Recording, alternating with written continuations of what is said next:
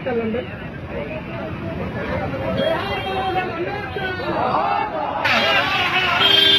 దయచేసి వెహికల్స్ ఆపండి. ఒక నిమిషం చూడమన్నా.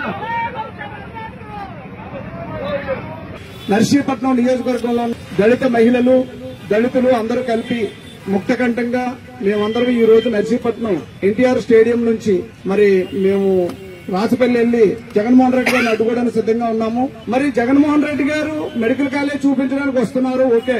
కానీ ఆనాడు ఉన్నటువంటి కరోనాలో కష్టపడి పనిచేసినటువంటి, ప్రాణాలు తెగించి కష్టపడి పనిచేసినటువంటి డాక్టర్ సుధాకర్ గారు, ఆయన కూడా దళితుడు, N95 మాస్క్ అడిగినందుకు ఆయన నిర్దాక్షిణ్యంగా సస్పెండ్ చేసి ఆయనకి రాంగ్ ట్రీట్మెంట్ ఇచ్చి మెంటలోడ్ గా సృష్టించి విశాఖ నడివీధుల్లో ఈడ్చి కొట్టించి ఆయనకి గుండెపోటు రప్పించి చంపేశారు మరి ఆనాటి వైసీపీ ప్రభుత్వం. దీనికి ముఖ్య కారకులు ఎవరు అంటే ఆనాటి నర్సీపట్నం మాజీ ఎమ్మెల్యే ఉన్నటువంటి పెట్ల ఉమాశంకర్ గణేష్ గారు ఆ దారుణాన్ని ఒడిగట్టారు.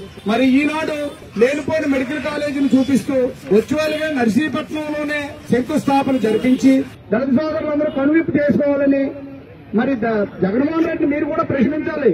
ఏవయ్యా మరి మా దళితులు చంపేస్తున్నావు కదా, మేము వెనకతను ఉంటున్నాం, మమ్మల్ని చూసైనా సరే లాప్ చేయాలి కదా అని చెప్పేసి మీరు కూడా అడగాల్సిన అవసరం ఉంది. కాబట్టి మరి నేను ఈ రోజు ఇక్కడ నర్సీపట్నం నుంచి జగన్మోహన్ రెడ్డి గారు నర్సీపట్నం రావడాన్ని మేము ఖండిస్తున్నాం.